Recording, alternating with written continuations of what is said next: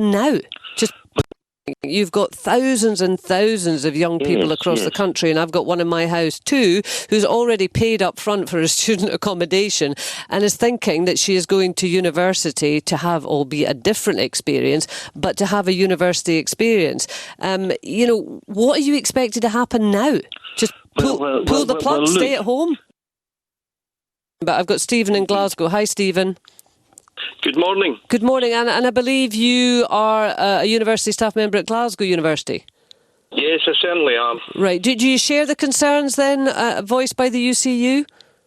No, I certainly do not. I think they're alarmist and unhelpful. Right, okay. In what way? Can you tell us more?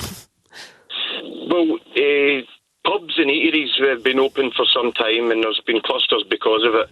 I've been an essential worker throughout the lockdown and I'm been involved in the supplies of sanitising and all the extra cleaning and all the extra measures that's needed.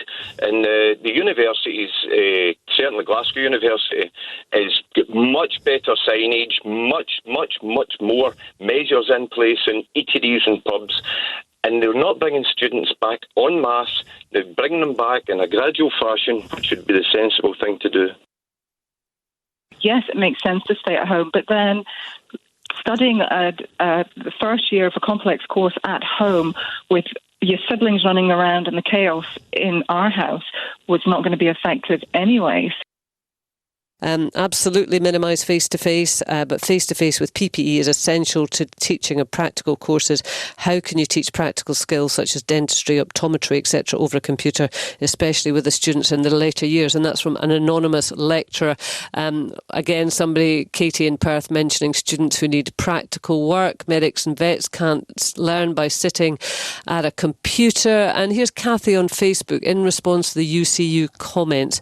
Universities have been preparing for this since March. Lots of teaching's been done online. Students are only attending for labs and where they require specialist equipment. Our universities not only employ thousands, the UCU only represent a tiny proportion of those working universities and support tens of thousands of jobs in the wider community. They're preparing the scientists, doctors and nurses of tomorrow who will be at the front line of fighting the next deadly disease to threaten the world. Students want to go back. Most lecturers I know want to go back. The support staff want to go back. Most parents want their kids to get on in life. Heather says it's absolutely apocalyptic language to say universities are the second wave care home situation. The statistics show COVID primarily affects elderly and extremely medically vulnerable. It's not affected our fit young people. If they get it, they'll survive it and create herd immunity. Our young people will sustain more harm from a lack of education and socialisation than from COVID. Online teaching is not appropriate. Get our children and young people back to normal. So you've already had the hit of the festival and the Fringe not happening. If students weren't to come back, that bar would just remain closed then? Yeah, we'll wait until they are open. There's no point opening when no people are there. Yeah, right? But here we are in these extraordinary circumstances, facing a public health crisis. Sad though that would be for you, Anna, and I'm sure you take a financial hit and you might have to lay some people off. Is that the way it's just going to have to be? Well, that's what's decided, isn't it?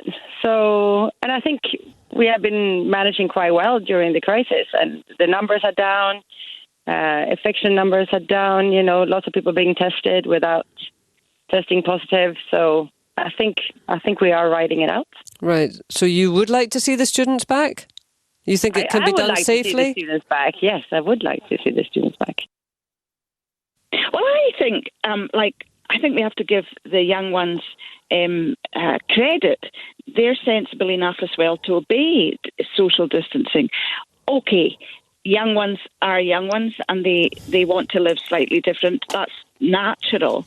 But they can't all be put in the same box. I think my daughter will respect social distancing. I think she'll be sensible. And I think many will be like that. And they want to go away. Why delay it? Maybe next year is going to be needing to be online too. Will they forever stay in their bedroom studying, or will they forever delay their education? Well, I mean, this is, of course, advice coming from the UCU, the University and College Union. This is not official Scottish Government advice, and we have been chasing the Scottish Government this morning to get their line on this, and somebody has just told me that has popped in. So let me just have a look at it. Interesting. As we approach the start of the new academic year, we know that students are keen to return to their studies, but we also know this must be done in a way that minimises risks to themselves, their teachers and the local communities. Been working with the sector on detailed guidance, which will be published tomorrow. That guidance will be based on some key principles that work and study that can be done remotely must do so. Where work or study cannot be done from home, then physical distancing must be followed. Where physical distancing cannot be followed in full, such activity should continue only if it is essential. The reason I'm phoning in is I live in the West End of Glasgow, and this area is about students. Students just meet the area and they meet the kind of character of the place that they live in. And, so we kind of, a recovering economy, this area needs students to be here just to buy things. How young children going to adopt to university life? It's like sitting in their bedroom. It's just a bizarre idea. Well, I mean, I guess that's the question. You live in the West End of Glasgow, as do I, and as you say, students are, integral to the kind of life of the West End in normal times, and we're not in normal times. Do you want them back or not? I absolutely want them back, yeah. I think risk is just inherent in society. It's, that everything we do involves an element of risk, and for the Scottish Government to say, stay at home, but that's just not feasible. I mean, come on. Who wants to sit? Who wants to sit in your room, 24/7 doing remote learning when you're going to uni? Mary's in Glasgow. Good morning, Mary. Good morning. Good morning. What do you think? Yeah. I just want to kind of hat back to a gentleman that was on that lived around the Sutton Hall area, and I feel like I just need to mention that we seem to be really down on the students. Every student's wild and not socially distancing, not following the rules. And I think we need to remember that this is the workforce of the future. These are lawyers, doctors, nurses, people that are going into education to support our economy. And at some point in our lives, we'll all have come up against or being treated by or use the service of people that have went to university, and they're not all wild and going nuts in the pubs and not following the laws. These are professional people, young people, but going into professions that will be, following the rules, not breaking the law. So I think we need to remember that this is the workforce of the future. Mm-hmm.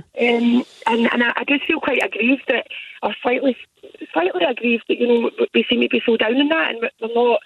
The suggestion is that most young people won't follow the rules and we'll just be so carefree. Mm-hmm. But would you agree that all teaching should be online? I don't agree with it. No, I think we need face to face. There is a place for face to face education.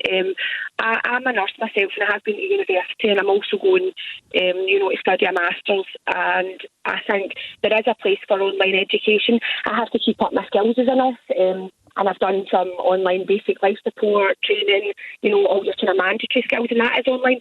But these are core skills that are really difficult to do online. So, there is a place for learning face-to-face.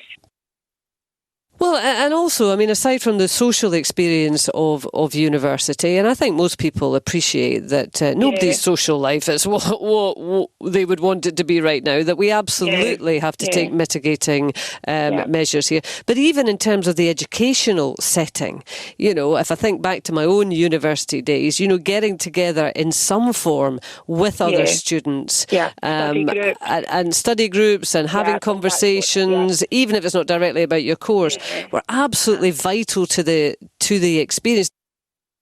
Yeah, I mean, lots of people texting, and now Julie says our students have paid full fees to go to university. If they'd wanted to learn online, they could have got their course a lot cheaper than what they have to pay to go to university. I have to go to my work and take reasonable precautions that I take. The universities must do the same. Liz in Perth saying I'm 65 at the stage that something will eventually get me, using my own judgment when I'm out and about. I've been to restaurants and pubs. I don't want the world to stop for me.